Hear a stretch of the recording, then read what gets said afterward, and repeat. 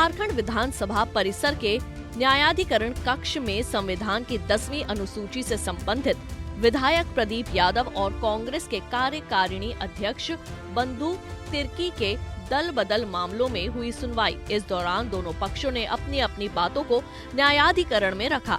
विपक्षी दल के याचिकाकर्ता सरोज सिंह और विधायक समरी लाल के अधिवक्ताओं ने जहां इस मामले में प्रक्रिया के तहत गवाहों की गवाही कराने की मांग की, तो वहीं दूसरी ओर बंधु तिर्की और प्रदीप यादव के अधिवक्ता ने बाबूलाल मरांडी के मामले में सुनवाई का हवाला देते हुए सीधे मुद्दे पर सुनवाई का विधानसभा अध्यक्ष के न्यायाधिकरण से मांग की।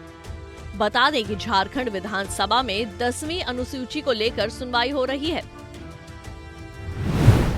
पहली सुनवाई विनोद शर्मा बनाम प्रदीप यादव, दूसरी सुनवाई समरी लाल बनाम प्रदीप यादव और तीसरी सुनवाई सरोज कुमार सिंह बनाम प्रदीप यादव की तरफ से सुनवाई हुई। वहीं वादी पक्ष की ओर से कहना है कि जेवीएम का विलय बीजेपी में कानूनी तौर पर सही तरीके से हुआ है। इस मामले पर गवाही होना चाहिए और महाराष्ट्र में शिवसेना के पक्ष में हाई कोर्ट के द्वारा दिए गए फैसलों का उल्लेख किया। वहीं दूसरे पक्ष की दलील थी कि बाबूलाल मरांडी के मामले में गवाही नहीं हुई थी, इसलिए इस मामले पर गवाही का कोई औचित्य नहीं बनता। वही आपको अभी बताइए, हम लोगों ने बोला कि आज 8 महीने के बाद मुकदमा पहली बार आया है, इशूज़ पहले फ्रेम हो चुका है, तो माननीय अध्यक्ष महोदय से निवेदन किया गया कि कोई गवाही के लिए डेट दे दिया जाए। और मैंने एक और बहस किया कि अभी जो शिवसेना वाले मामले में जो 5 माननीय जजेज का जजमेंट आया है, उससे ये अवछांदित है ये मुकदमा, तो वो भी एक बहस किया। चूँकि इलेक्शन कमीशन इसको पूर्व निर्धार कर दिया गया है और जो महाराष्ट्र वाला जो इशू है उसमें डिसाइड यही हुआ है कि कॉन्करेंटली डिसीजन कर सकता है इलेक्शन कमीशन भी और शेड्यूल 10 में भी, और जिसने पहले कर दिया वही मान्य होगा।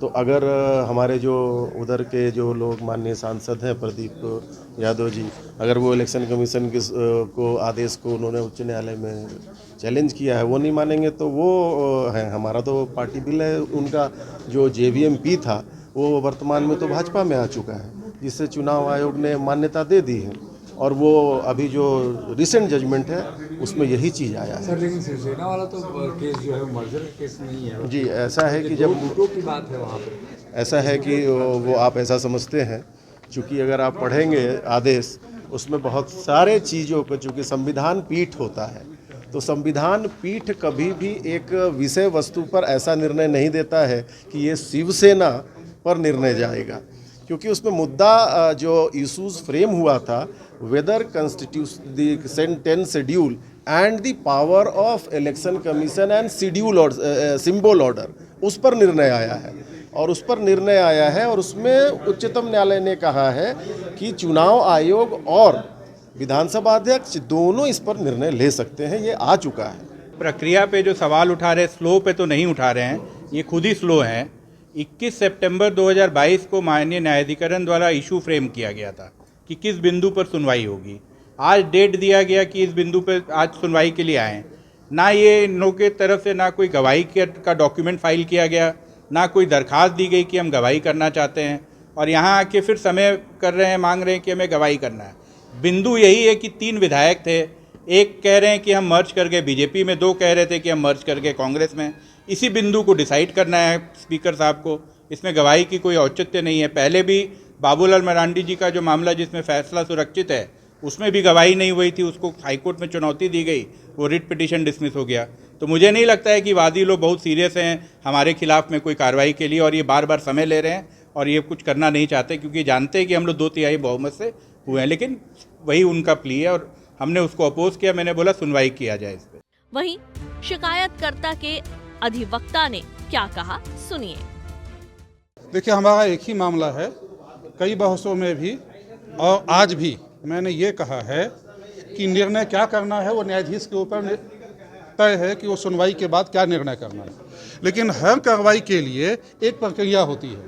कोई भी जनप्रतिनिधि या लोक सेवक, पब्लिक सर्वेंट जिसको हम सरकारी ये कहते हैं, सब नियम से बंधे हुए हैं। और आज मैंने थोड़ा उसमें विस्तार से कहा, जैसे मान लिया जाए कि हम कितना भी अपराधी हो, हम हत्या ही किए हैं, लेकिन हत्या के बाद अगर मुझे जज के सामने लाया तुरंत फांसी पे तो नहीं लटका दी। उसकी एक प्रक्रिया जांच होती है, चार्जशीट सबमिट होता है, सेशन कमिट होता है, गवाही होती है, उसके बाद निर्णय सुनाया जाता है। तो इसी प्रकार हम गिल्टी हैं कि नहीं हैं, तो इसके लिए आप हमारा पक्ष सुन लीजिए, गवाही ले लीजिए, या क्या प्रक्रिया अपनानी है वो अध्यक्ष महोदय तय कर सकते हैं। वो प्रक्रिया से हमको अवगत करवाया जाए, उस प्रक्रिया का हम लोग 100% पालन करेंगे, और उसके बाद जो अंत में जो माननीय अध्यक्ष को जो भी न्याय निर्णय देने का स्वविवेक से जो लगेगा वो दीजिए। आपको लगता है कि इनका दल बदल सही है तो वो होगा, गलत है तो फिर उसके निर्णय चाहते हैं, लेकिन एक प्रक्रिया के तहत वो प्रक्रिया क्या होगा, इससे अभी हम लोग अनभिज्ञ हैं कि दल बदल के लिए एक नियम बना हुआ, दल बदल कैसे सुनवाई किया जाए, विधानसभा की नियमावली बनी हुई है, तो उस नियमावली का भी इसमें कहीं कोई पालन नहीं है। तो मेरा कहना यह है कि कोई ना कोई प्रक्रिया तो होगा, या आपने कोई नया प्रक्रिया अपनाया है तो वही बता दीजिए, हम उसे, या आप सीधे सुनिए कि हम सीधे आज बहस सुनेंगे, कोई हम गवाही नहीं लेंगे, कुछ नहीं लेंगे, आज बहस कीजिए, जो कहना है कह दीजिए, हम जजमेंट पे ले जाएंगे। ठीक है, हम बहस के लिए रेडी हैं, जिस दिन तिथि निर्धारित करेंगे हो जाएगा। सभी पक्षों को सुनने के बाद स्पीकर रविंद्रनाथ महतो ने आज की कार्रवाई समाप्त कर दी। जल्द अगली तारीख मुकर्रर की जाने की बात कही। पंजाब केसरी टीवी के लिए रांची से आशुतोष सिन्हा की रिपोर्ट।